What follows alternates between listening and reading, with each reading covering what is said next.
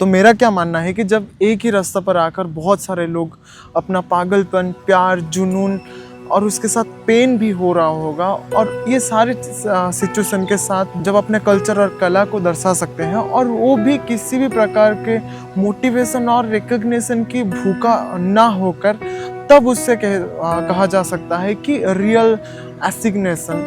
और ये सारी चीज़ें ना मैं देखने के बाद वहाँ पर हिल गया था एक्चुअली। मुझसे नहीं हो पा रहा था ये सारी चीज़ें।